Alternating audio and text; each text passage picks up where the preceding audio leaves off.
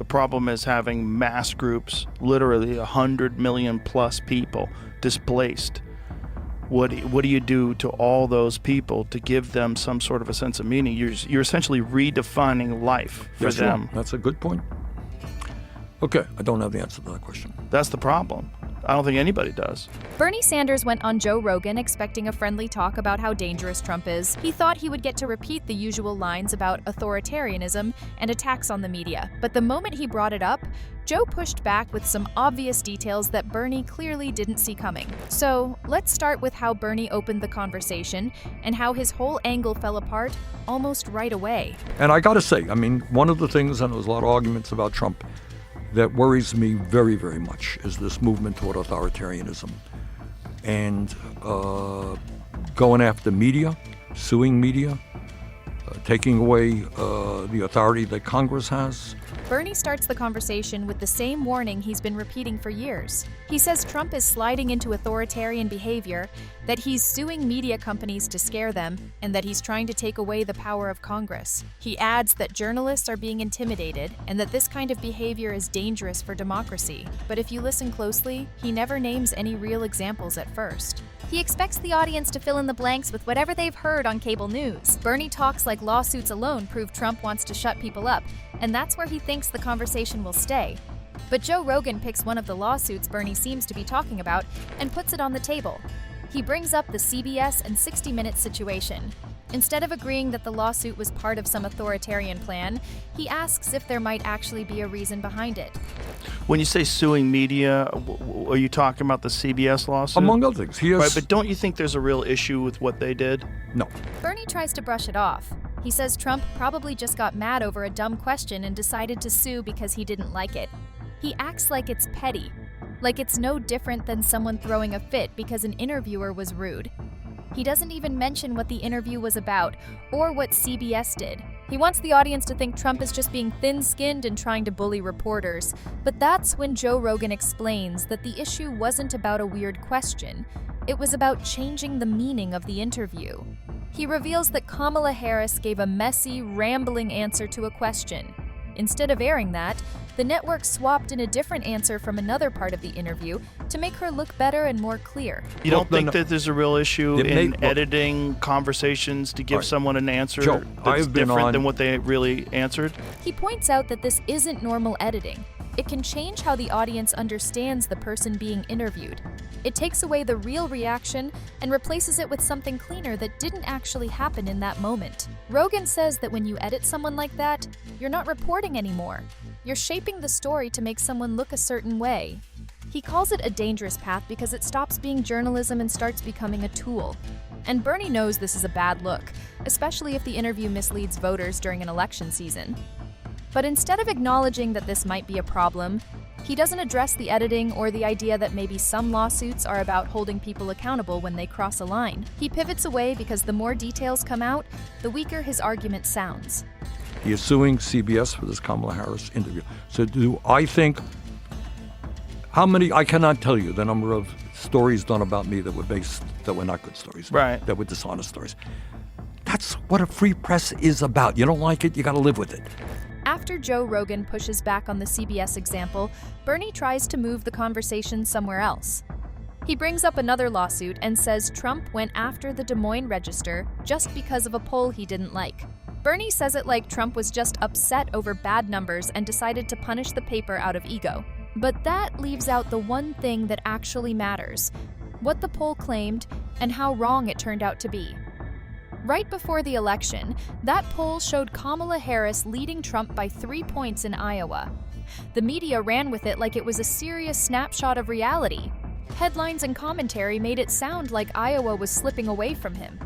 Then the election happened, and Trump won the state by around 14 points. That is not a normal polling gap.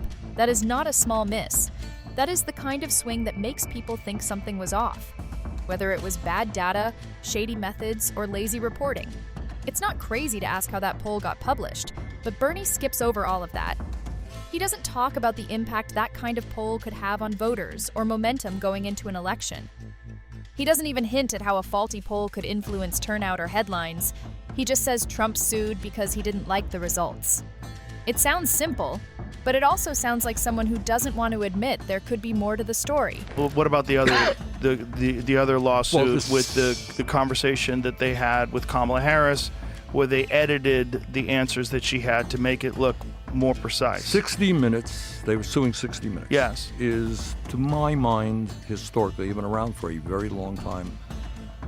You know, they're not infallible, but I think you look at most objective people will say 60 Minutes has a sterling reputation for investigative journalism. Are they wrong? But that's not investigative journalism if you change someone's answers.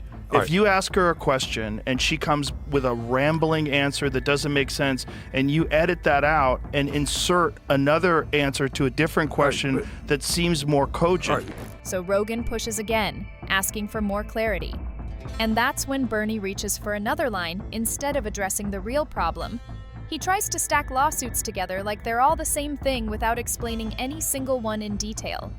It starts to feel like he's tossing names and examples around just to fill space. Then Rogan brings up another lawsuit, the ABC case. He asks Bernie about the situation with George Stephanopoulos. And this is where Bernie starts to look shaky. He says he isn't aware of that one. He acts like he doesn't know enough to comment. But this wasn't a tiny misunderstanding. Stephanopoulos went on air and said Trump was found civilly liable for rape. But that was not true. The court didn't use that word, and that difference matters. It wasn't a legal mistake. It was a serious public allegation. ABC ended up settling the case, reportedly for around $15 million. And when Rogan mentions it, Bernie doesn't argue the facts. He just shrugs it off and says he doesn't remember or doesn't know. You got to tell me why he is suing ABC. Why he's suing Well, Meta. let's just talk about the 60 Minutes no, one but first. no, but it's not we just could go to ABC, but I'm not aware of that Well, one as either. George Stephanopoulos said something that he didn't like. But the point is, What did Stephanopoulos say? I can't remember. It was I honestly don't remember. But Well, I think what he was saying was factually incorrect about the results of one of Trump's trials. At this point, Joe Rogan isn't even debating with Bernie. He's just checking the scoreboard with basic facts. And every time a detail comes up, Bernie either changes the subject or pretends he doesn't know what happened. That's when his whole authoritarian suing argument starts to wobble. Bernie falls back on the same line he started with. Trump is trying to intimidate the press. He says the lawsuits are meant to scare journalists into silence. He claims the message behind it all is, "Don't criticize me or I'll sue you." He tries to make it about free speech and power instead of accountability and accuracy. But here's the issue. Every example he brings up has a missing piece. He never mentions the editing in the Kamala interview. He never mentions the massive gap in the Iowa poll. He never mentions the false statement from Stephanopoulos. He acts like all of these are random tantrums instead of targeted responses to something specific that happened. He wants the audience to believe the pattern is intimidation, but he leaves out the part where media outlets did things that normal people would consider dishonest or flat out wrong. And when those facts are missing, his whole point starts sounding empty. How do you re-educate a giant percentage of our population to find meaning, external meaning? Find something else. Bernie's whole argument starts to fall apart once you look at what he didn't mention. The cases he brought up weren't random attacks on democracy. Every one of them had actual context and legal reasons behind it that he just left out. And when you take those missing pieces and plug them back in, his authoritarian takeover angle doesn't really hold up. It sounds dramatic, but it's built on silence, not truth. And that's the real problem. It's not always the lies, it's what they leave out. That's how people end up panicking over something that isn't even the full story. If you're over politicians serving half the truth and media turning headlines into horror stories, you're in the right place. Drop your thoughts in the comments and send this to someone who still believes whatever pops up on their feed.